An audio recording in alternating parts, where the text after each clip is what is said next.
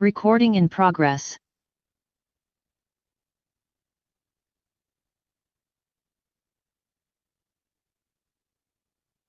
Ya, ahora sí. Buenas tardes, buenas noches ya. Buenas tardes, buenas noches prácticamente a todos los presentes. Eh, Día lunes 9 de junio vamos a comenzar con nuestra clase de proyectos. Antes de entrar de manera formal ya a la continuación de lo que hemos estado revisando, quiero que podamos, que todos estén al tanto, ¿cierto?, de la información que se va actualizando clase a clase en Drive y que espero que todos tengan acceso. Si alguien no tiene acceso, me comenta, así como lo estaba realizando su compañero David, para que todos tengan acceso a la información. El día de hoy incorporé una nueva carpeta, que es la carpeta número 4 en donde se puede visualizar información técnica. Ya en esta va a ir toda la información técnica, catálogos, datasheet, entre otros, de diferente información que vamos a ir chequeando durante la asignatura. ¿Ya? Y por otro lado, las presentaciones se encuentran acá. El día de hoy incorporo la presentación que comenzamos a ver el día sábado y que terminamos y que vamos a terminar de chequear el día de hoy. Ya, así que va a estar la cuarta presentación. La normativa, como bien decía su compañero, se encuentran los pliegos técnicos normativos, en este caso los RIC.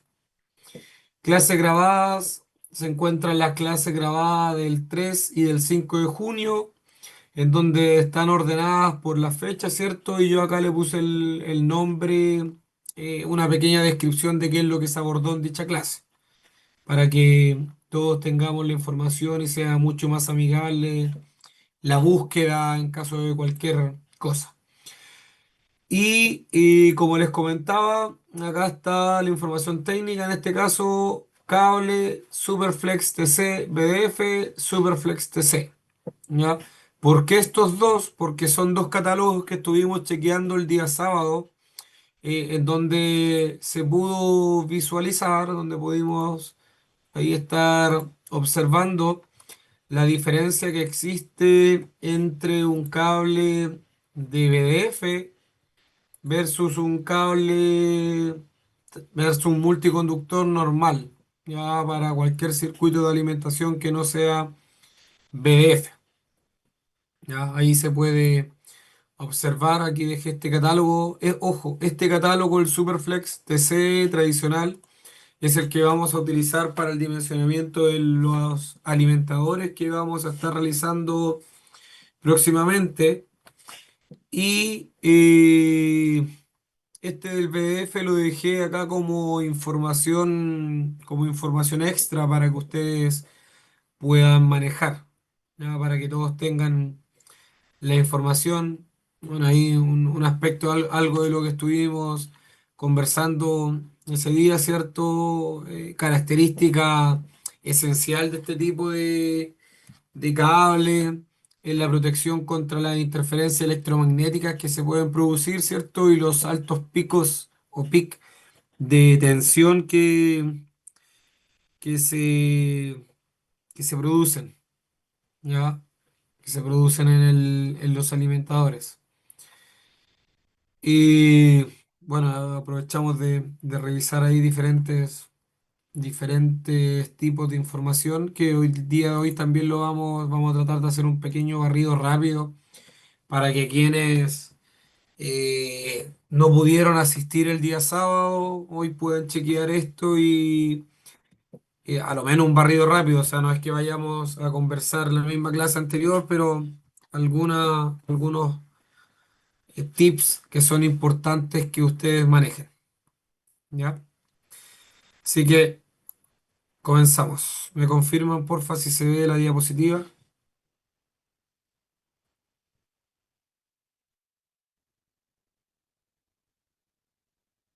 ¿Se ve? Sí, sí, ¿Sí? sí. Ya, perfecto. Ya, estimados, entonces comenzamos el día sábado con la presentación de conductores eléctricos. Cabe destacar que acá entramos directamente al RIC número 4, que habla de canalizaciones y conductores eléctricos, ya, en donde, si bien aún no nos hemos introducido del todo al RIC, es importante tener en consideración que la mayor cantidad de información respecto a los conductores, tipos de conductores que se utilizan en nuestro mercado nacional, se encuentran en dicha normativa, dicho pliego técnico. ¿Ya? Bueno, parte de teoría, resumen de esta diapositiva, los principales conductores eléctricos que podemos encontrar y se encuentran diseñados de materiales como el cobre y el aluminio, ¿cierto? Los dos más relevantes. Ambos tienen una excelente conductividad eléctrica y prevalece uno por sobre el otro muchas veces por temas de costo y por las ventajas mecánicas que ofrece uno por sobre el otro. ¿Ya? Y los tipos de conductores podemos encontrar temples duro y temple blando o recocido. El temple duro, déjenme activar acá el láser. El temple duro tiene una conductividad del 97% con respecto al cobre puro. Su resistividad y probablemente el valor que ustedes han utilizado en la carrera, y probablemente ya es su resistividad de 0.018 ohm milímetros cuadrados por metro a 20 grados Celsius de temperatura. Y la capacidad de ruptura de la carga oscila entre 37 y 45 kilogramos por milímetro cuadrado. También tenemos temple blando, en donde la resistividad en este caso es de 0.01724 a 20 grados Celsius de temperatura. Ya puede ser que hayan utilizado los dos, ahí lo desconozco. Hay fórmulas, hay estudios en donde se utiliza uno, donde se utiliza el otro, por eso los declaro ambos. Eh, Yo por lo general trabajo con el 0.01724, principalmente porque el tipo de conductores con el cual se trabaja es de temple blando o temple recocido, como nos indica la normativa en la tabla 4.2 que vamos a revisar posteriormente. ¿Ya? Entonces, por ese motivo, los cálculos que nosotros vamos a desarrollar va a ser con 0.01724. ¿Ya? Este temple es importante recalcar que al ser dúctil y flexible se utiliza en la fabricación de los conductores aislados.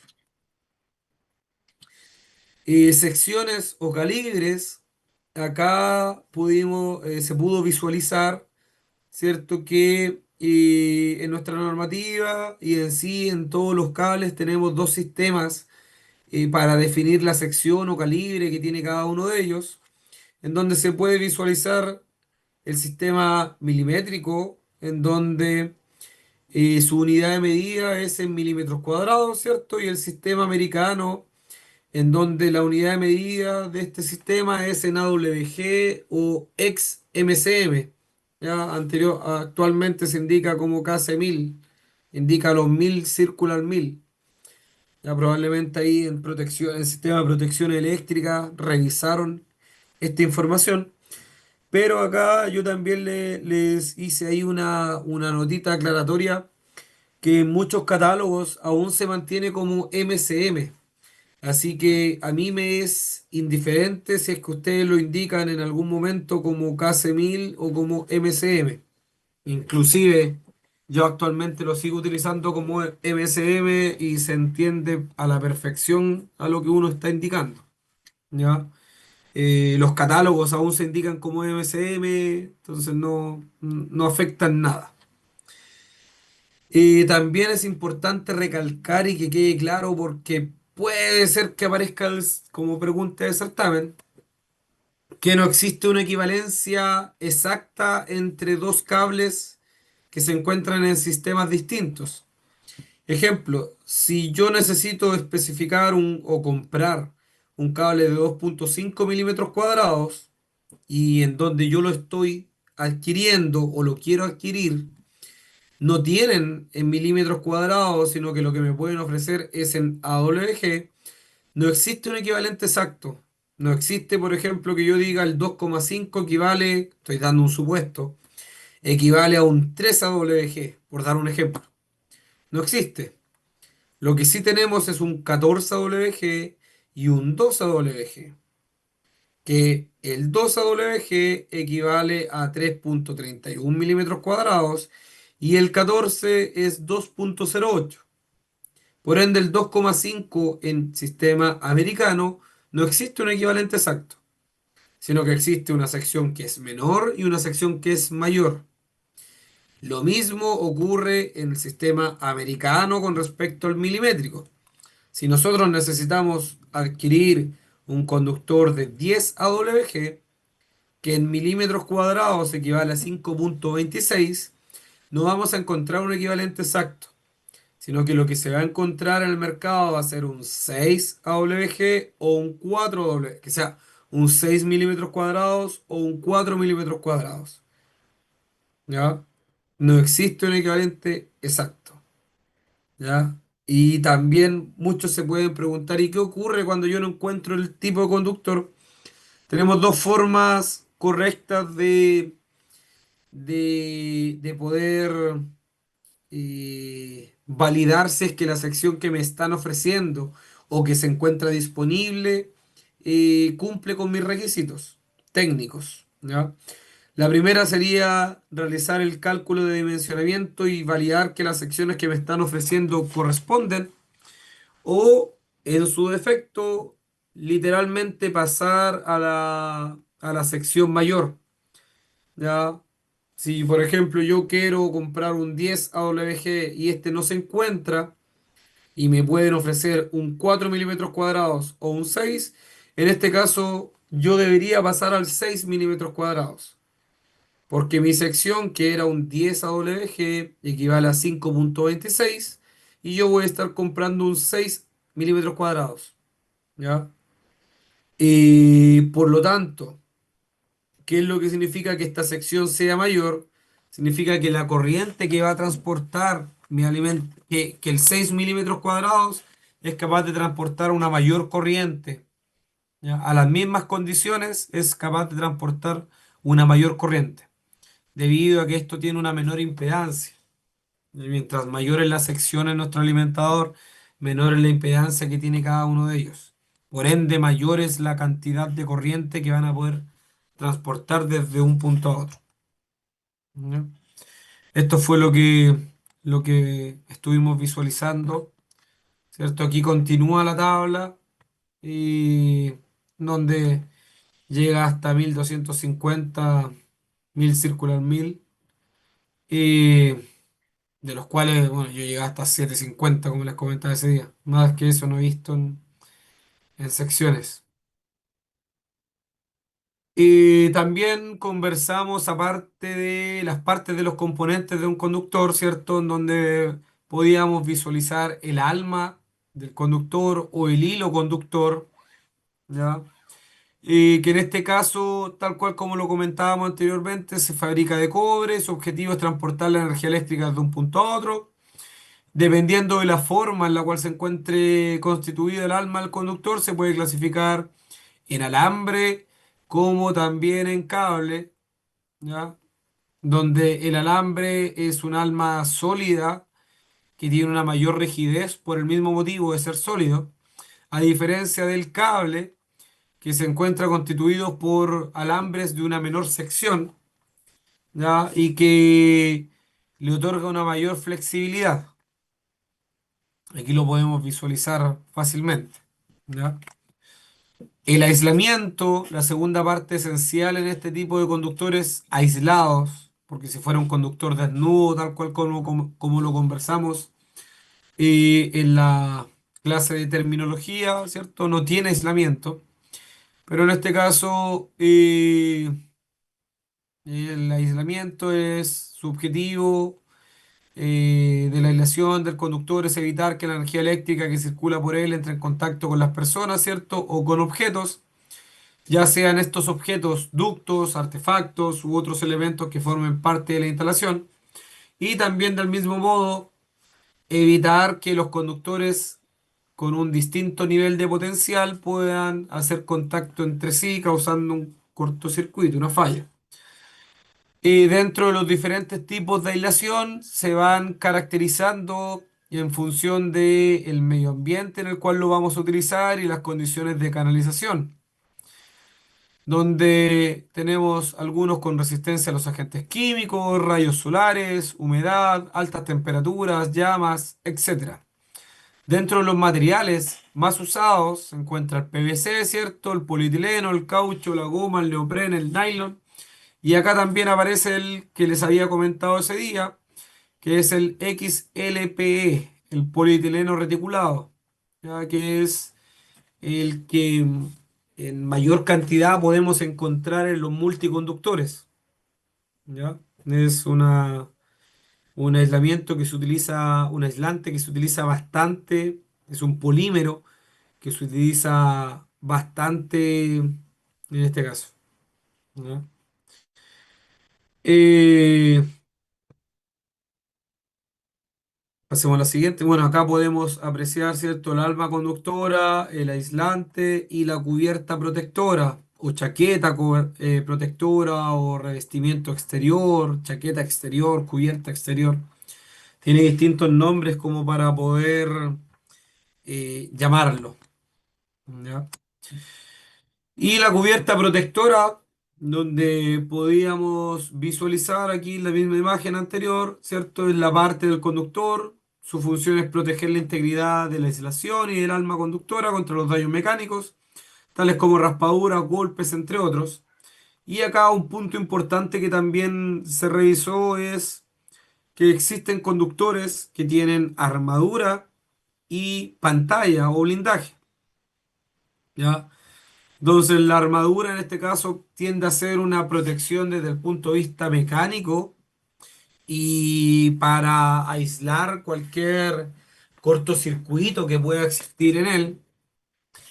Y en el caso de la pantalla, lo que se busca es un efecto electromagnético en donde su principio y funcionamiento busca realizar algo similar a lo que se produce en la jaula de Faraday, en donde los campos electromagnéticos se mantienen, en este caso, en el interior del conductor y tampoco se ve afectada por los campos electromagnéticos que se encuentran desde el exterior del conductor y que pueda afectar las señales o la comunicación de cada uno de estos conductores, ¿ya? Principalmente lo podemos encontrar en en conductores que no deberían verse afectados por interferencias, por ruido y en conductores que puedan tener ruido y afectar a los conductores de los costados. Por ejemplo, los cables de variadores de frecuencia, como lo podíamos visualizar. Aquí voy a compartirlo nuevamente. Ahí se puede apreciar el ítem 5. Tiene su pantalla metálica, que es una cinta de cobre aplicada helicoidalmente sobre el relleno con un traslapo mínimo del 10%, y que aquí se puede apreciar en esta sección transversal, ¿ya?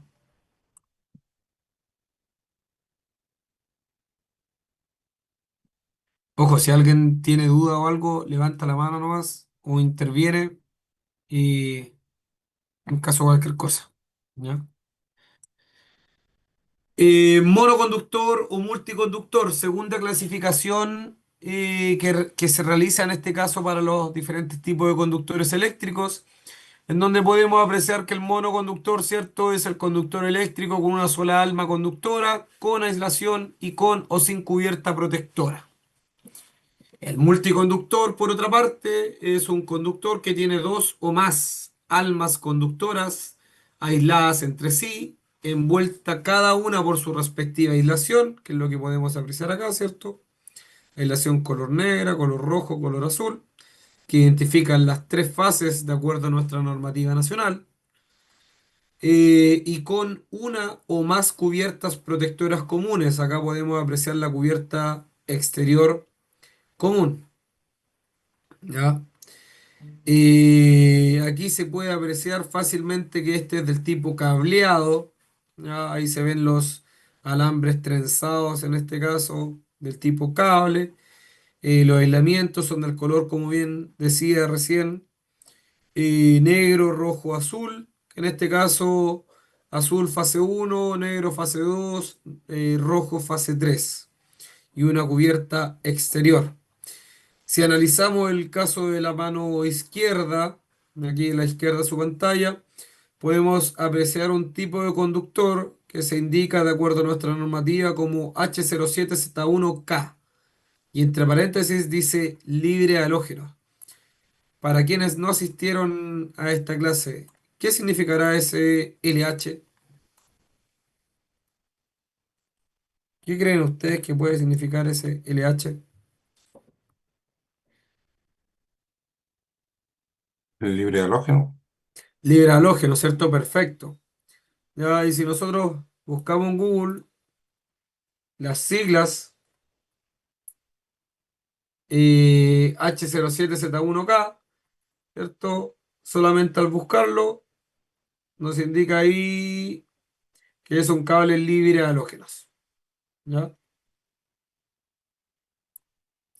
Que es un símil al famoso NIA y va dependiendo de la marca en la cual lo podemos encontrar, va teniendo un nombre. Por ejemplo, aquí lo llaman como Fritox, Fritox Flix, ¿ya? Asociado a libre de tóxicos, libre de toxinas, libre de tóxicos y flexible, ¿ya?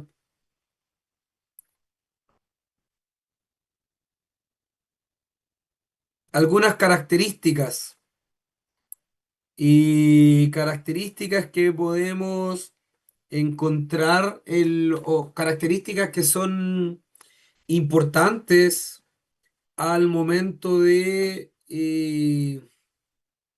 características que son importantes al momento de especificar un conductor.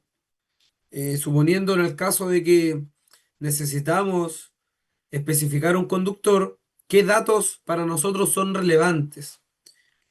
Por ejemplo, para nosotros es relevante saber la tensión del sistema, ¿cierto?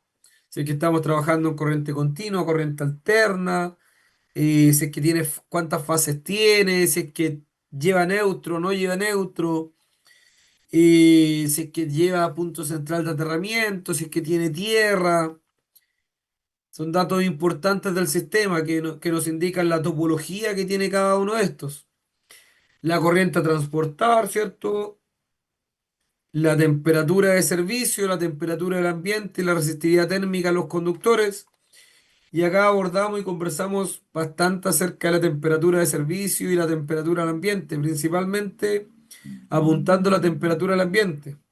Ya, yo acá les comentaba que no es lo mismo tender o dimensionar un conductor que se va a encontrar en Calama expuesto al sol a 35 o 40 grados Celsius de temperatura y dimensionar un conductor que se va a encontrar acá en Concepción expuesto al sol pero con una temperatura máxima de 28 o 30 grados, por ejemplo. O un conductor que va a estar dentro de una sala eléctrica con una temperatura de 20 grados Celsius versus un conductor que va a estar enterrado con otro nivel de temperatura. Todos esos factores son importantes al momento de dimensionar el conductor y lo vamos a utilizar posteriormente en función de esto, ¿ya? El tipo de instalación, tal cual como les comentaba recién, es importante tener en consideración dónde va a estar instalado nuestro cable y de qué forma. O sea, si va a estar enterrado, la profundidad, si es que va a estar directamente enterrado o se va a canalizar en ductos, si es que se utilizan escalerillas, si es que va en bandejas, si es que va en un ducto, si es que va embutido, si va adosado a la pared. Todos estos parámetros, todas estas características de la instalación son importantes. sobrecargas o cargas intermitentes, si es que aplica, el tipo de aislación y la cubierta protectora. ¿Ya? Y acá es relevante, y lo vamos después a conversar igual, cuando uno habla del tipo de aislación y la cubierta protectora, principalmente apuntando a la cubierta protectora, ¿ya? Porque esto va de la mano con el requerimiento si es necesario utilizar o no conductores que sean libres de halógeno, ¿ya? Eh, Luis tiene la mano levantada, dígame. Buenas tardes, señor. Perdón que lo Buenas interrumpa. tardes. Eh, Estoy todavía seteado con los temas de alta. Ahí ¿Ya? nos hacían analizar la corriente de falla. En la diapositiva anterior no se menciona la corriente de falla para efecto de especificar un conductor en baja. ¿Qué criterio tenemos que aplicar ahí respecto de esas alzas de corriente que puede generar una falla, por favor? Lo vamos, en este caso, con los datos de cortocircuito. Nosotros, estos datos de cortocircuito, hay dos opciones. O se solicitan en este caso a la compañía, a la empresa, o deberíamos calcularla en función de nuestra instalación. Ya, pero el cortocircuito al cual va a estar expuesto el alimentador es un dato necesario que se utiliza en los criterios. Acá no lo indico porque este va a ser uno de los datos de entrada que vamos a tener en en nuestros criterios de dimensionamiento, al igual que el largo que tenga cada una de las instalaciones. ¿Ya? Gracias, señor. Pero es relevante el dato de cortocircuito. ¿Ya? Y ahí, bueno, aprovechando lo mismo que estábamos conversando, ah, muchas veces se explica en baja tensión o se utiliza solamente el criterio de dimensionamiento de caída de tensión y de la capacidad o la ampacidad o la capacidad de transporte de corriente que tiene cada uno de los alimentadores. Pero es relevante saber si es que nuestro conductor es capaz de soportar el cortocircuito al cual va a estar expuesto. ¿Ya? Muchas veces no lo calculaban por un hecho de que los cortocircuitos en baja tensión se despejan rápidamente. ¿Ya? Entonces se calculaban solamente para conductores de media. Desconozco si ustedes lo realizaron en proyectos de alta, si es que tuvieron que calcular y tuvieron que dimensionar los alimentadores con el criterio de cortocircuito. Eso lo desconozco. Pero es relevante en ambas partes, o sea, tanto en media como en baja, es importante. Y lo vamos a implementar y lo vamos a utilizar como tal, ¿ya? Para que lo tengamos ahí en consideración. Que va muy de la mano y en su momento lo vamos a revisar, va muy de la mano con esta información que podemos apreciar acá, con la temperatura de servicio, con la temperatura que puede soportar el conductor en caso de un cortocircuito. Ahí vamos a estar hablando acerca de esto en su momento, en donde vamos a ver qué es lo que significa cada uno de estos ítems: temperatura de servicio, sobrecarga de emergencia, cortocircuito, cómo se considera y estos valores para qué nos sirven. O sea, qué es lo que significa el 90 grados Celsius, el 130, el 250 y en qué impacta en cada uno de los conductores. Porque, por ejemplo, nos vamos a encontrar con conductores que tienen una temperatura de servicio de 90 grados Celsius, como también nos vamos a encontrar con conductores que tienen una temperatura de servicio de 70 grados Celsius y que lo vamos a observar ahora en nuestras diapositivas, o sea, en el RIC. ¿Ya? Entonces, es relevante tener esta información y saber cómo aplicarla, qué es lo que significa.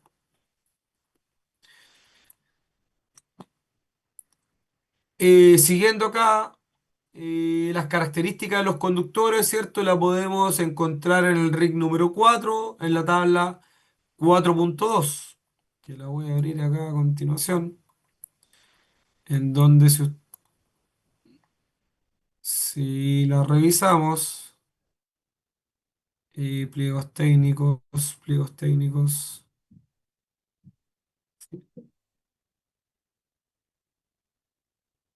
Ustedes me avisan si se ve el PDF.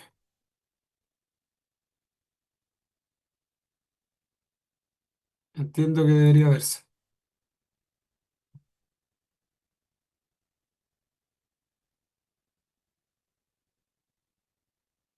Si revisamos el RIC número 4, ¿cierto? Tal cual como se indicaba, en la tabla, en la tabla 4.2. Uf, no me deja avanzar. Ahí está. Acá en la tabla 4.2 podemos apreciar que indica. ¿Qué pasó? Sí, no me deja aumentar el tamaño. Cancelar.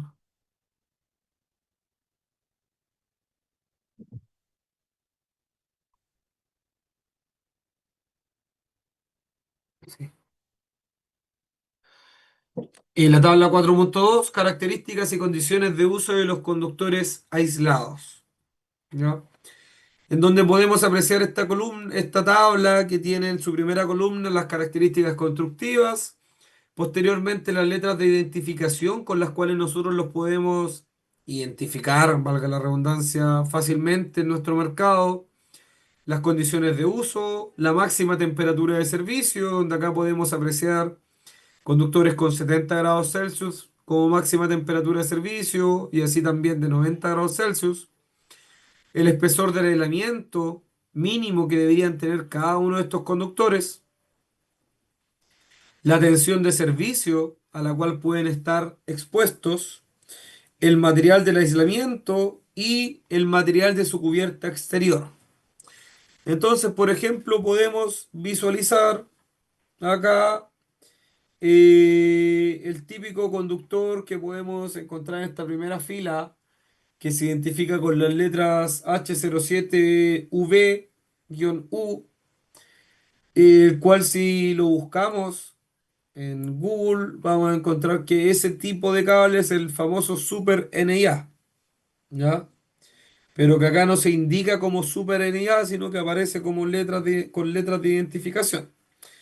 Entonces acá se indica que es un conductor eléctrico unipolar construido de cobre recocido, que era lo que yo les comentaba anteriormente, cobre recocido, que es el cobre blando o temple blando en este caso, desnudo o recubierto de una capa metálica, sólido clase 1, cableado clase 2, flexible clase 5, que en este caso es la clase más flexible, la clase 5, con aislación de policloruro de vinilo, PVC.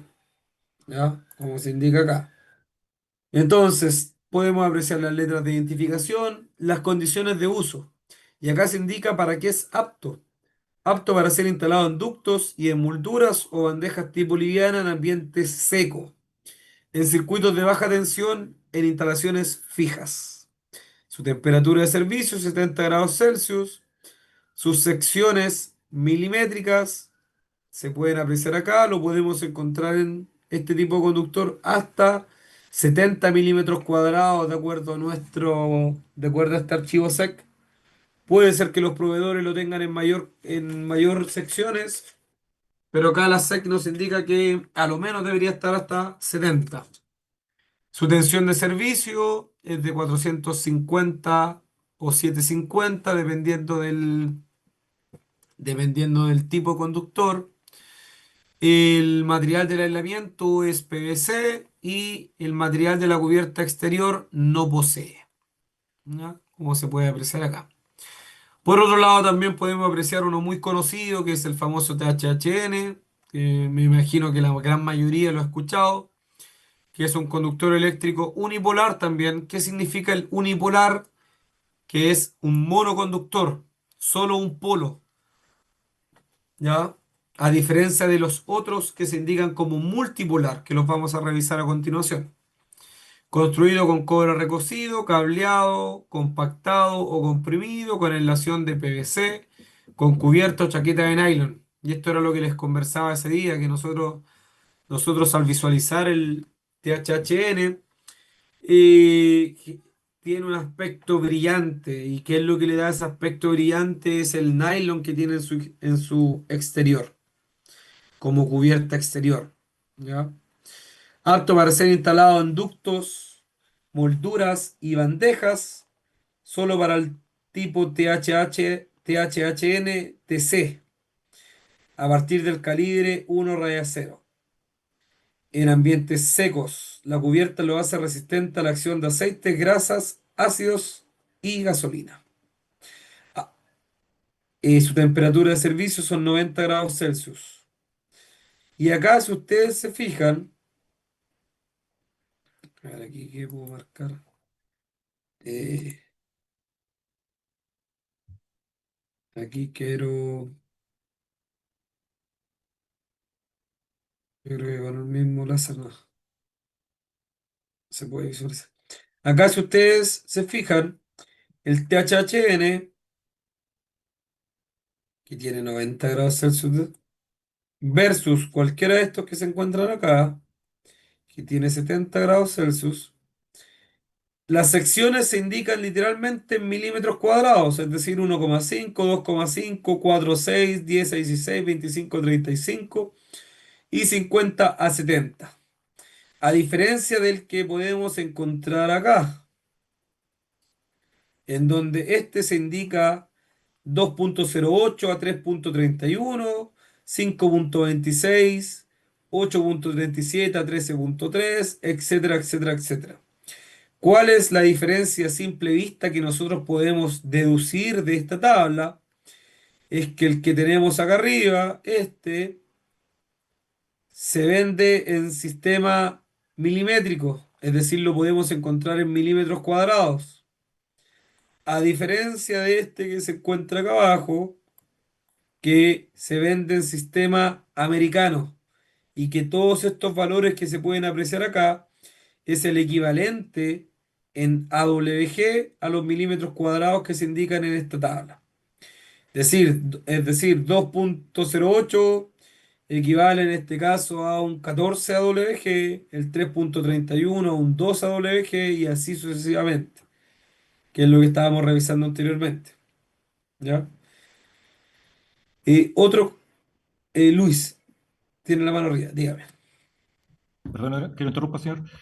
Adelante. Cuando, cuando nos toque de pronto especificar un cable y tengamos que dirigirnos al proveedor para cotizar o algo por el estilo, ¿cómo puedo, por ejemplo, si estoy en la columna de la sección nominal en milímetros cuadrados de un THHN/TC, ¿Ya? eh, ¿cómo puedo pasar de los milímetros al calibre americano y el americano al milimétrico sin depender de la tabla, por favor?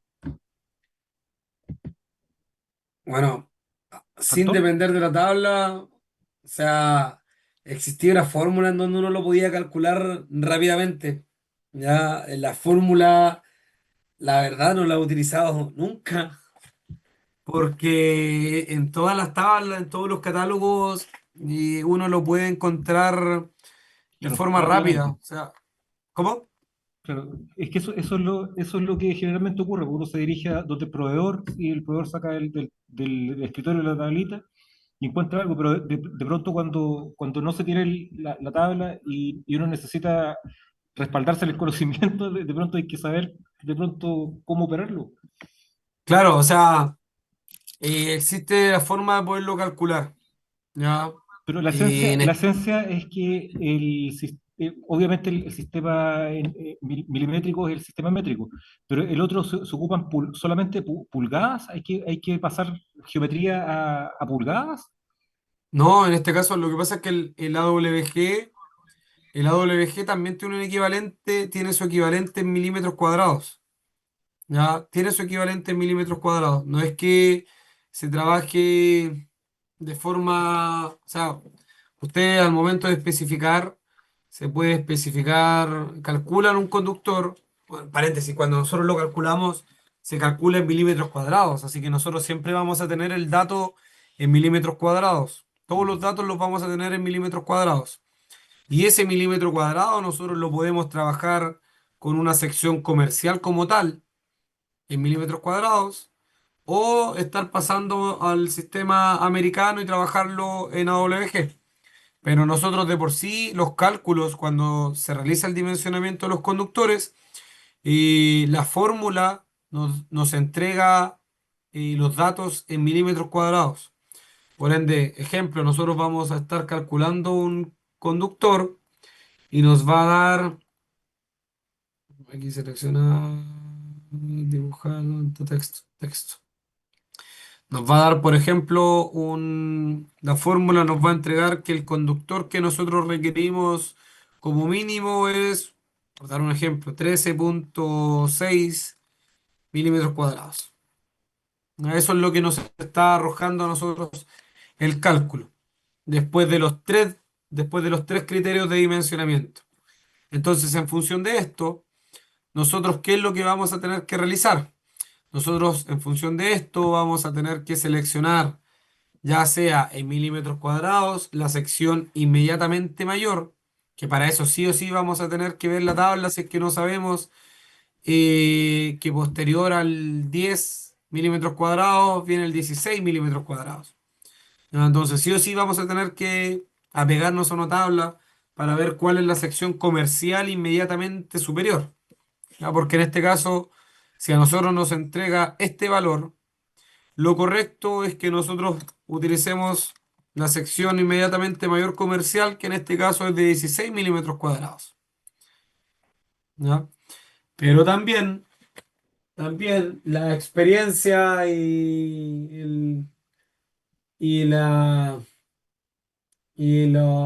bueno, con el tiempo vamos a ir identificando que, por ejemplo, existe el famoso 5WG, que no es muy comercial, pero que sí existe, pero que repito, no es muy comercial, que el 5WG equivale a 16,8, 16,77 milímetros cuadrados. Y ojo, repito, no es muy comercial, Ujú. ¿ya? Generalmente uno, en esos casos así, si no existiera en milímetros cuadrados, pasa directamente al superior, en este caso, que es el 4WG y que el 4WG es de 21,15. Y ya es una sección mayor, o sea, es bastante Claro. más. O en su efecto, habría que calcular y ver si es que el criterio cumple con un 6 AWG que está por encima de este dato, con un 6 AWG, en donde el 6 AWG es alrededor de 13,3 milímetros cuadrados. Pero de por sí nosotros para poder saber cuál es la sección comercial inmediatamente mayor, vamos a tener que visualizar una tabla. ¿Ya? Y en esa tabla siempre está el equivalente, o por lo general siempre se encuentra el equivalente en AWG, las famosas equivalencias. ¿Ya? Gracias, señor. Y también, pasando, por ejemplo, a este tipo de conductor que podemos visualizar acá, que es el famoso RVK, que si nosotros revisamos ese famoso RVK, es el equivalente al que estábamos chequeando en los catálogos, que es el Superflex. Ojo, Superflex en la línea de Prisman o de General, de Cosesa. Es, ¿ya? Porque también existe un RBK, pero en otras marcas. Por ejemplo, tenemos el RBK, que en este caso, literalmente como cobantes, lo podemos encontrar como RBK. En otros tipos de conductores como Nexans, lo podemos encontrar como multiflex, ¿ya? Y ahí va dependiendo el proveedor. Y por eso es que la normativa no se amarra con un nombre, sino que lo que indica son las letras de identificación. Por ejemplo, acá tenemos el multiflex Serie 2 de Nexans Madeco, by Nexans, que es el RBK, pero también en otra marca que es la competencia, que es su equivalente, podemos encontrar el Superflex, que también es RBK, ¿ya? Entonces, en ambos podemos encontrar en las diferentes marcas, tanto en mercados nacionales como en mercados internacionales, proveedores internacionales, podemos encontrar este tipo de conductor, ¿ya? Y se van a sorprender la cantidad de proveedores que podemos encontrar. Bastantes proveedores al momento siempre los más regulares, uno después con el tiempo se va haciendo va comprando principalmente casi siempre los mismos, a menos que la diferencia en temas de costo sea bastante elevado, ¿ya? Entonces ahí tenemos el Superflex para una marca y para la otra marca se llama Multiflex, por ejemplo, ¿ya? ¿Qué característica tiene esto? Sus características constructivas nos indican que es un conductor eléctrico unipolar o multipolar, sin armadura ni pantalla, construido de cobre recocido, desnudo o recubierto de una capa metálica, flexible clase 5 con aislación de polietileno reticulado, que era el que les comentaba anteriormente, el famoso XLPE, y una cubierta termoplástica, en este caso de PVC. ¿Qué podemos desprender de esto? O sea, lo primero que se puede desprender es que este conductor es extra flexible, ¿ya? Aquí nos indica flexible clase 5. Conductor eléctrico unipolar, es decir, lo podemos encontrar en versión monopolar, monoconductor, como también en multipolar o multiconductor. Y eso fácilmente lo podemos apreciar en el catálogo. O sea, si nosotros vemos el catálogo, ahí se aprecia la versión en monoconductor como las versiones en multiconductores, ¿ya? Diferentes versiones en multiconductores o multipolares, como también se indica acá, ¿ya? Y apto para ser instalado directamente enterrado, ¿ya? Es decir, este tipo de conductor lo podemos enterrar directamente en ductos, en bandejas, en canastillo, en escalerillas, solo tipo TC, ¿ya? Aquí después vamos a revisar qué es lo que significa el tipo TC, que viene de Tray Cable. Después vamos a revisar el estudio que se le hace a los conductores que son tipo TC, ¿ya? Que es de llama vertical en este caso. Vamos a ver ahí un pequeño videíto para tratar de aclarar esto y que sepan lo que significa, ¿ya? Y también al aire libre. Principalmente lo encontramos en circuitos de distribución en baja tensión, como alimentador o subalimentador flexible para tendido. También su temperatura de servicio son 90 grados Celsius. Y acá podemos apreciar una diferencia en los conductores anteriores, en donde si ustedes se fijan, acá se indica, acá se indica de 15 a 16, ¿cierto? En milímetros cuadrados. Pero también acá se me indica de 42,2 a 53,5, luego de 67,4 a 95, de 107 a 27, a 127, 150, etcétera. Entonces, ¿qué es lo que podemos desprender de esta información? O sea, si ustedes lo visualizan, tenemos ambos sistemas, tanto el sistema americano como también el sistema en milímetros cuadrados, lo tenemos dentro del mismo conductor. Por ende, esto significa que este tipo de conductor lo podemos encontrar en ambas versiones, en versiones milimétricas como también en versiones en sistema americano. Y eso lo podemos apreciar en los catálogos. Nosotros visualizamos el catálogo. El catálogo en su primera parte dice mono y multiconductor, extra flexible, aislación XLPE y cubierta de PVC. Cables de tierra y neutro opcionales. 1000 volt. Los cables con calibres en AWG se denominan Superflex y los basados en el sistema milimétrico RVK Fox. FOC. ¿Ya? Entonces, acá el proveedor nos indica directamente que todos los que están en AWG o MCM se les denomina Superflex y que se encuentran en base a la normativa, o sea, se encuentran en base al sistema americano y en base al sistema milimétrico RBK. Si nosotros revisamos, acá tenemos AWG y acá podemos encontrar milimétricos. ¿Ya? En este caso, tal como les comentaba anteriormente, yo he visto hasta 750. De 1000 nunca he visto, a pesar de que nuestra normativa lo indica, 1000 nunca he visto. Ya lo mismo acá, 240 milímetros cuadrados. En este caso, el 240 milímetros cuadrados es prácticamente un equivalente al, al 500 mcm, en donde el 500 mcm son 253 milímetros cuadrados. ¿Ya? Y eso lo podemos apreciar rápidamente acá en este tipo de tablas. ¿Ya? En donde se indica acá que en la tensión de servicio tenemos versiones de 600 volts como también de 1000 volts. Y su aislación es de XLPE, polietileno reticulado, y su cubierta exterior en este caso es de PVC.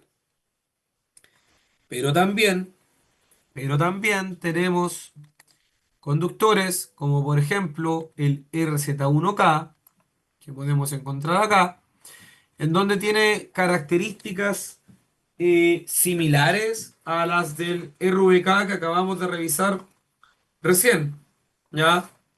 Pero tienen una diferencia esencial y que es relevante al momento de especificar uno o el otro en función de la instalación en donde nosotros lo vamos a utilizar.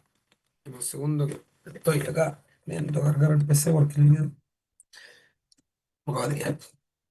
Entonces, si nosotros leemos si nosotros leemos la descripción, podemos apreciar que nos indica como conductor eléctrico unipolar o multipolar. Nuevamente nos entrega la información de que está en su versión como monoconductor o como multiconductor, sin armadura ni pantalla, retardante a la llama, no propagador de incendio, con baja emisión de gases tóxicos, baja opacidad de humos y bajo índice de acidez de los gases de combustión, construido de cobre recocido, desnudo o recubierto de una capa metálica, flexible clase 5, con aislación de polietileno reticulado, XLP y una cubierta de material termoplástico tipo ST8 que es libre de halógenos.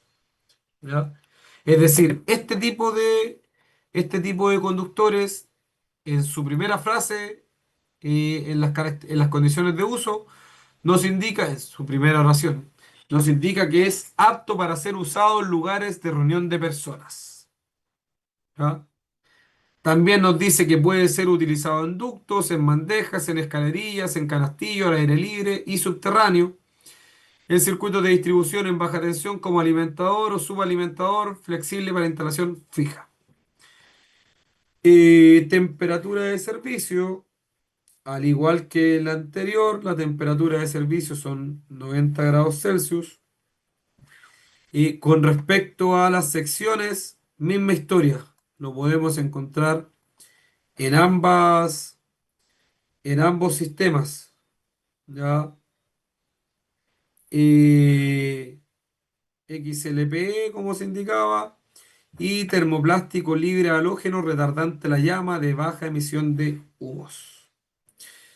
Y ahora yo les consulto a ustedes, ¿qué significa que un local sea o un lugar sea un lugar de reunión de personas?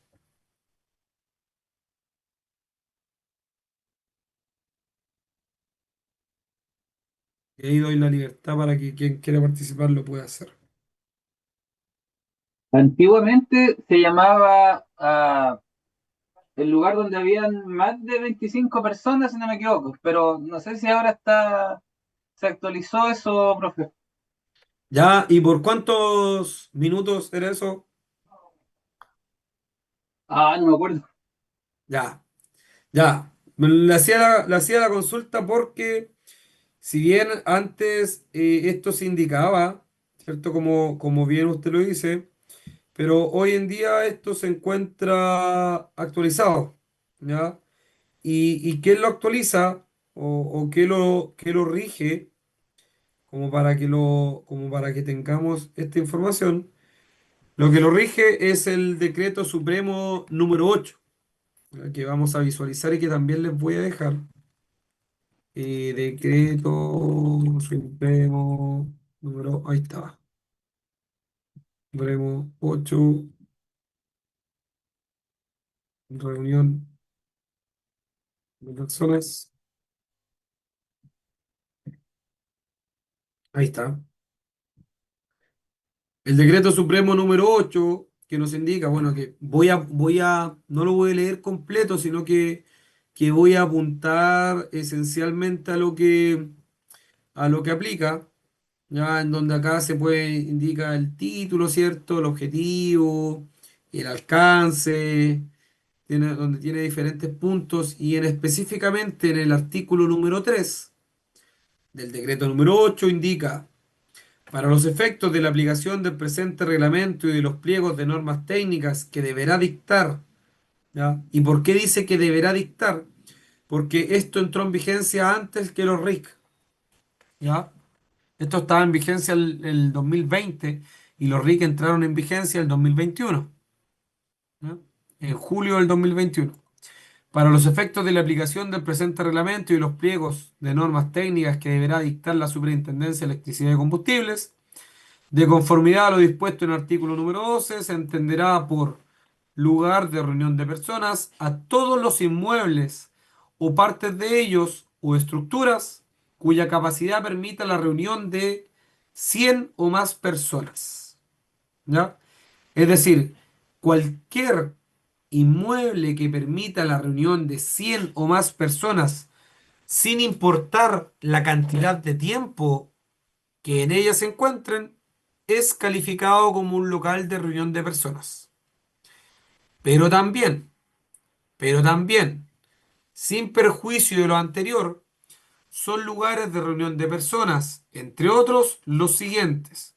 Y acá se detalla una gran cantidad de, de inmuebles que son calificados y que nosotros debemos tratarlos como lugares de reunión de personas, como por ejemplo recintos asistenciales, hospitales, clínicas, policlínicos, consultorios, recintos educacionales, recintos destinados al culto religioso, tales como iglesias, templos, mezquitas y sinagogas, recintos de entretenimiento, tales como casinos de juego y billares, recintos de esparcimiento, tales como casinos, alimentación, restaurantes, pubs, discotecas, recintos para la práctica deportiva, espectáculos permanentes o esporádicos, cines, teatros, museos, recintos destinados a fines sociales, recintos dedicados al comercio, tales como supermercados, galerías comerciales, tiendas de departamentos y centros comerciales, terminales de transporte aéreo y terrestre, incluidas estaciones de metro.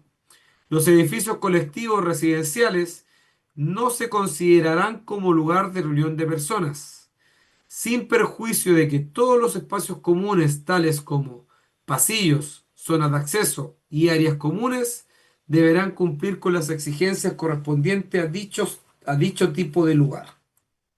¿Ya? Eso es lo que se indica respecto a lo que es un lugar de reunión de personas. Don Luis, dígame. Señor, por favor, aclarar, en el caso de los edificios residenciales, las áreas comunes se tratan entonces como lugar de reunión de personas, pero no así los espacios de residencia. Correcto. ¿Es así?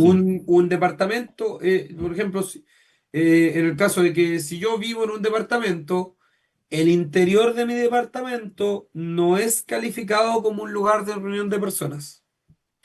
No así, no así los pasillos, las zonas de acceso, por ejemplo, si este edificio tiene un pequeño hall donde se puede esperar, o la recepción, si estamos hablando de un edificio grande, no sé, de 10 15 pisos, o si esto tiene un pequeño espacio común en donde se puedan realizar algunas festividades, cumpleaños, etcétera. Esto sí tiene que ser tratado como un lugar de reunión de personas, pero no así el interior de cada uno de los departamentos propios.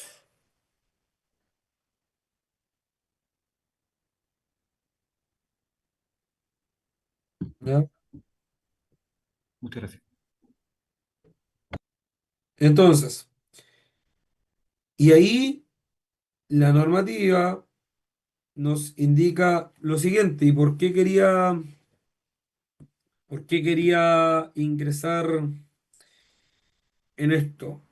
Aquí, antes, en paralelo, me quiero abrir otra pestaña para poderles compartir. ¿Qué es lo que nos indica la normativa? La normativa, si nosotros vamos a lo que indica en el RIC, la normativa nos indica lo siguiente.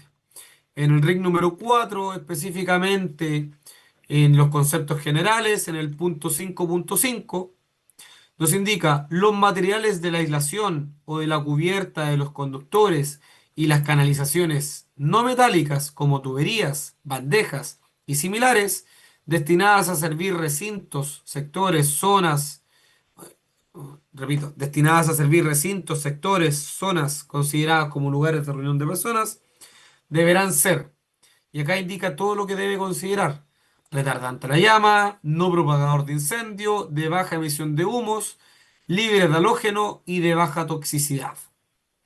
Las canalizaciones metálicas se considerarán libres de halógenos, de baja toxicidad y de baja emisión de humos, pero las no metálicas serán clasificadas como libres de halógeno, de baja toxicidad y de baja emisión de humos, siempre que cumplan con los requerimientos definidos por los protocolos de seguridad de productos eléctricos respectivos establecidos por la SEC. ¿Ya? Por ende, la normativa nos indica que cada canalización que se encuentre en un lugar de reunión de personas debe cumplir con las características que indica el pliego número 4, en este caso el punto 5.5. ¿Ya? Y aquí también pequeño video. La diferencia entre un incendio, un percance en este caso en una instalación. ¿Se ve el video, cierto? ¿Se ve la pantalla con el video? Sí, ¿Sí? profe. ¿No? Ya. Aquí se Se puede ve la imagen, visualizar la se ve, diferencia se ve entre imagen nomás, pero un... no se ve video. No, si lo está introduciendo antes de... Ah, ¿Ya? ya. Y aquí en este video se va a poder visualizar la diferencia gráfica entre el humo que se produce en instalaciones que contienen PVC versus instalaciones o cables que son solamente libres de halógeno. ¿Ya?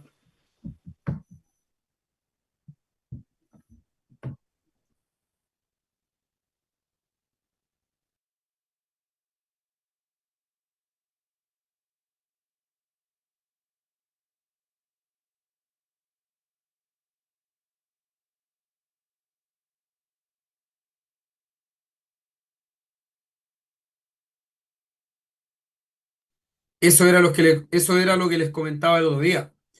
O sea, la diferencia entre libre de halógeno versus el PVC, ¿cierto? El PVC genera los humos tóxicos, en este caso humos de un color oscuro, a diferencia del libre de halógenos, en donde tiene una baja emisión de humos, sus humos no son tóxicos, por ende se permite también la visión en ellos, son retardantes a la llama, ¿ya? Son retardantes a la llama y aquí la persona puede arrancar la vía de evacuación, a diferencia de la otra persona que llega a duras penas y a poder arrancar y salvar su vida en este caso.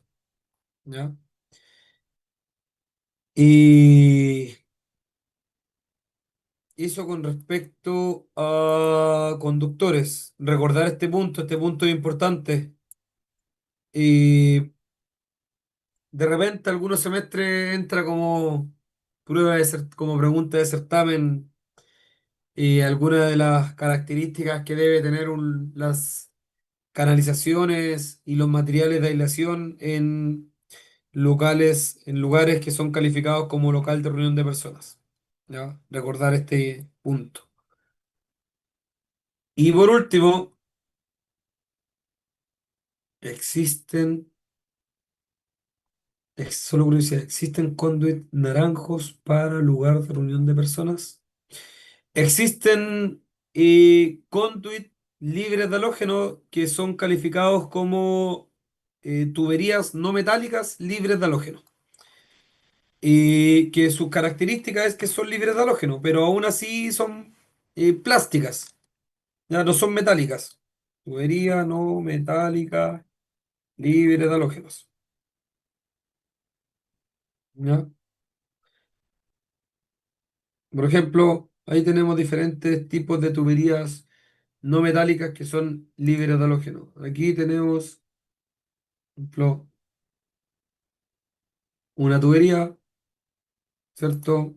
PVC libre de halógeno gris en este caso, y que es libre de halógeno. Y podemos encontrar, esto es como si fueran plásticas. Me ha tocado visualizar muchas veces y acá yo entro en la discusión. ¿Y por qué lo quería poner en la mesa? Porque en realidad no es un tubo de PVC libre de halógenos. El PVC de por sí tiene halógenos. El PVC no puede ser libre de halógenos. ¿Ya? Entonces una tubería libre de halógenos o es una tubería no metálica libre de halógenos. Pero no es una tubería de PVC libre de halógenos. ¿Ya? Y esto fue consultado tiempo atrás y explicado también por un profesional de la SEC, en donde no existen o sea, de acuerdo en ese momento no existían los tubos de PVC libres de halógeno, porque el PVC tiene halógenos, sino que lo que existe es una tubería no metálica libre de halógeno. ¿Ya? Entonces, ahí es importante tenerlo en consideración. Pero toda tubería, toda canalización metálica, de acuerdo a nuestra normativa, se indica como canalización libre de halógenos, pero también existen de estas tuberías que son plásticas, que son libres de halógenos. Muchas gracias. ¿Ya? Y para ya estar terminando los últimos 5 minutos que nos quedan de clase, configuración de los conductores. Volvemos acá a la PPT. ¿Qué es la configuración de los conductores? Principalmente lo que intenta demostrar es una pequeña sigla que lo que muestra es la configuración o cómo se encuentra constituido cada uno de los circuitos que alimentan las diferentes cargas, en donde vamos a poder visualizar si estamos en presencia de un mono o un multiconductor, el número de conductores por fase, la sección, el largo e incluso el tipo de cable que se está especificando. Aquí pongo dos ejemplos que ustedes lo van a poder visualizar en la PPT, pero que quiero apuntar directamente acá. Uf, lo tenía rayado ya. Déjenme eliminar aquí esto, a ver cómo lo puedo eliminar. Eh, Aquí, borrador. No, ¿cómo tenía rayado esto? A ver, denme un segundo. Es que no esté rayado. Ahí, ahí. Entonces, dentro de, bueno, este es un extracto de un diagrama unilineal en donde indica este diagrama unilineal que se encuentra alimentando un centro de control de motores, ¿cierto? Como bien se aprecia acá, que tiene este tag o identificación, ¿ya? y que se encuentra en el interior de la sala eléctrica número 20, donde su nivel de tensión es 690 volts, las tres fases, 50 Hz. La corriente nominal de la barra es de 1200 amperes y la corriente de cortocircuito es de 65 kiloamperes. El alimentador de este centro de control de motores tiene STAC 585-37024-1D y tiene esta configuración que podemos apreciar acá. ¿Ya?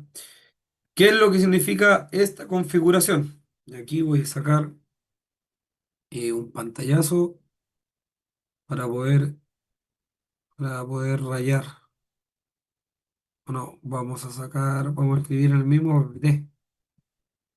Tenemos esa cuenta acá en este mismo PPT. Vamos a aumentar la vista para que se pueda apreciar bien. Ahí.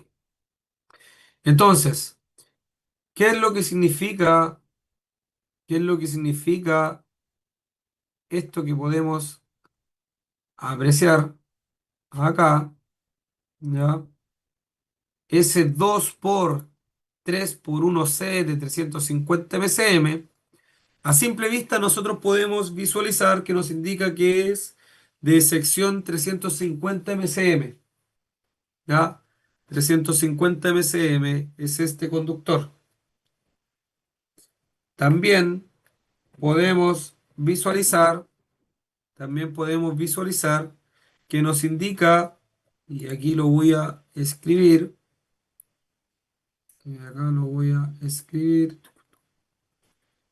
y dibujar donde tengo el texto aquí, insertar cuadro de texto, acá, ¿ya? 2 por, voy a dejar un espacio, 2 por, paréntesis, 3 por 1 slash C de 350 msm guión XT, ¿ya? El XT en este caso apunta a un tipo de conductor, a una marca de conductor que en este caso en esta empresa se compra o se compraba actualmente, ¿ya? Que es un conductor de una marca, de un proveedor X que lo vende como XT, ¿ya? En este caso podemos apreciar 350 msm, que eso es fácilmente observable, pero lo importante está acá, ¿ya? En el interior de esta información. ¿Qué es lo que significa cada uno de estos? Por ejemplo, nosotros en este ítem, aquí, ahí, nosotros podemos visualizar que indica 3 por 1C. ¿Qué es lo que significa que sea 1C? Significa que tiene un conductor, un alma conductora, ¿ya? Tiene que entenderse como que es un alma conductora. Por ende, nosotros tenemos tres, en este caso, monoconductores, porque cada uno de estos tiene solamente una alma conductora. Aquí voy a tratar de hacerlo lo más esquemático posible, cosa que, cosa que quede clarito. ¿Ya? Ahí no voy a respetar los colores de la normativa por tema de tiempo, cosa de que no alcancemos a visualizar. ¿Y por qué no lo hago? Porque la idea es que lo vayamos visualizando en el momento. ¿Ya? Entonces, son tres monoconductores. ¿Ya? Esto está reflejando ahí el alma del conductor. Y todo esto se encuentra en el interior de un paréntesis, que muchas veces el paréntesis puede estar o no puede estar.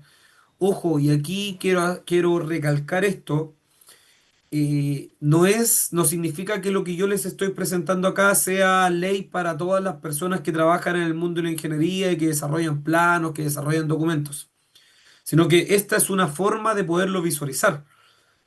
Vamos a encontrarnos en documentos en donde otros profesionales lo describen de otra forma, pero el general, en general, todos estos, todos los años en los cuales he interactuado con proyectos, todos apuntan más o menos a la misma forma de poder describirlo, o sea, todos tienen algo en común, que en este caso S3 por 1C, S1C significa que es un alma conductora, que nosotros la estamos reflejando acá.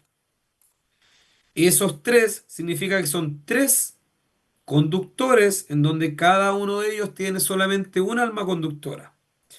Y ese 2 que se encuentra por fuera, que aparece multiplicando todo, significa que nosotros tenemos, déjame sacar esta imagen, significa que nosotros tenemos dos veces este mismo circuito. Por ende, podríamos entender e interpretar que esto significa que son dos conductores por fases de un circuito que se encuentra constituido de 3 por 1C de 350 MCM, en donde cada uno de estos puede ser la R, la S, la T, la R, la S y la T. Fase uno, fase 2, fase 3, que llegan a este centro de control de motores. ¿Ya? Ejemplo, ejemplo. Configuración de los conductores eléctricos, ¿cierto? Y acá yo intenté, y como les comento, no es que sea ley esto que yo le estoy implementando, pero es una forma de poder visualizarlo y de entender los documentos. El número de conductores, A en este caso representa el número de conductores por fase, ¿cierto? B nos indica el número de conductores que vamos a encontrar en el circuito. Y C indica la cantidad de hilos o almas conductoras que tiene esta disposición, en donde vamos a poder distinguir si estamos en presencia de un multi o de un monoconductor. La D de D indica la sección del conductor, ya sea en milímetros cuadrados, en AWG o en MCM. Un ejemplo, 1 por 3 por 1C de 10 AWG significa que el circuito está constituido por un conductor por fase. Ese un conductor por fase se visualiza acá, ¿cierto? Un conductor por fase. Y tres monoconductores de calibre 10 AWG. Tres monoconductores de calibre 10 AWG. También lo podemos encontrar en documentos el mismo significado, pero escrito de otra forma. Por ejemplo, 1 por 3C, uno por 3 por 1C, en donde no tienes el latch de 10 AWG, ¿cierto? Y todo dentro del mismo paréntesis. Abajo, si analizamos esto, significa que son dos conductores por fase, en donde cada uno de estos es un multiconductor de 1 por 5C.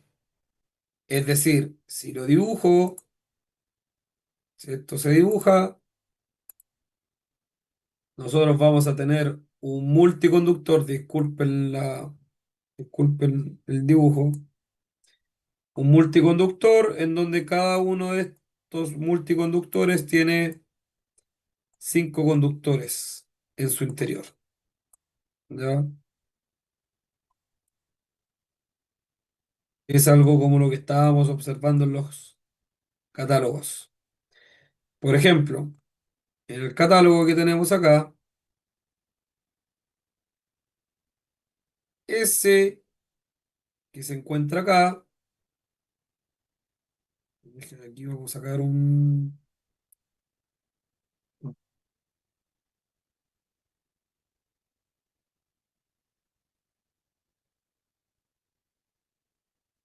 oh, me deja sacar un... a ver. Ahí sí.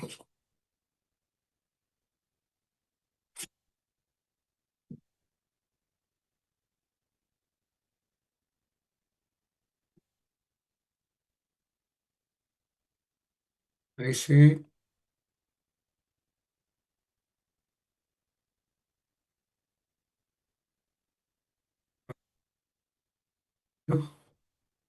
Qué extraño. Vamos de nuevo. Ahí. Ya, ahí sí. Entonces, si nosotros visualizamos esto, podemos darnos cuenta que acá, en este circuito que se tiene por este costado, tenemos solamente un alma conductora, ¿ya? A pesar de que se vean muchos alambres trenzados, ¿cierto? En su interior, esta es un alma conductora. Por ende, esto vendría a ser un famoso 1C, ¿ya? 1C. Acá podemos apreciar un multiconductor que tiene cuatro conductores en su interior, cuatro hebras, cuatro venas, cuatro almas conductoras. Por ende, esto vendría siendo un 1 por 4C. Ese 1 indica que es un multiconductor, ¿cierto? Todo lo que recubre esto. Y en el interior de este multiconductor se encuentran cuatro conductores, cuatro almas conductoras. Acá podemos encontrar un multiconductor que nosotros lo podemos identificar de distintas formas. Por ejemplo, este puede ser como 1 por 4C, o también lo podemos encontrar como 1 por 3C, y este muchas veces va aquí entre paréntesis, 1 por 3C más G, ¿ya? Pero, Ya que en este caso indica los tres conductores más tierra. Y acá, por ejemplo, este que se encuentra acá, que aquí yo también les comenté que estos generalmente son tierras. Ya, este también se encuentra en disposición de neutro, pero el que uno comúnmente utiliza es con tierras, tierras distribuidas al 50%. Entonces, este en este caso es un 1 por paréntesis 3C más 3G, si fuera tierras. ¿Ya? Y ahí en algunos casos se deja como con mayúscula, con minúscula, va dependiendo de la persona que lo diseña. Como les digo, no hay no hay un recetario para poder explicar esto, sino que lo único que podemos es tratar de interpretarlo y aplicarlo. Ya, pero estas son diferentes formas de poder aplicar la información, de poder describirlo de la mejor forma posible. A ver, acá yo por aquí debo tener un plano en los que he estado trabajando ya para cerrar la clase porque estamos medio pasado. Y,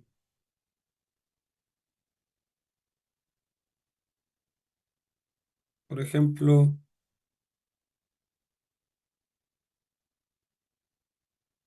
este plano que se encuentra acá es es de un CDP, en este caso 1 por 3C. Es un multiconductor de 10 AWG. Pero también, yo acá estoy indicando en este punto un 1 por 3C de 2 AWG, en donde estoy indicando específicamente que la fase es color rojo, el neutro es color blanco y la tierra de protección es verde. Luego tengo un conjunto de fusibles y posteriormente pasé de multiconductor a monoconductores, donde es un 3 por 1C de 2 AWG, donde la fase es rojo, el neutro es rojo y la tierra de protección es verde. Y ustedes se preguntarán, ¿y por qué es rojo? Es rojo porque esta parte es diseñada por un proveedor. Y el proveedor para los circuitos de control, porque esto es un circuito de control, utiliza estos colores, pero lo deja descrito que ese es su color de aislación. ¿Ya? No es que sean los cables de baja tensión para las fases. Aquí ya pasa a ser circuitos de control.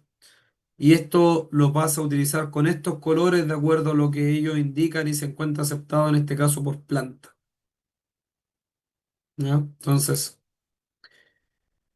eso es lo que podemos visualizar. Y con eso estaríamos dando por cerrada la clase del día de hoy. Nos pasamos unos minutitos, pero quería aprovechar de cerrar esto para poder ya la próxima clase subir esta PPT y desde la próxima clase poder comenzar con lo siguiente, que es dimensionamiento de conductores. ¿Ya? Así que eso. ¿Dudas? Hasta acá. Si no, dejamos la clase hasta el día, hasta aquí el día de hoy y apenas se termine de grabar, yo la subo de inmediato. Ok. Vale. Gracias, profe. ¿Ya? Chao, chao, que estén muy bien. Cuídense, que tengan Chao, un chao. término de lunes y un resto de semana muy buena. Igualmente, señor. Hasta luego.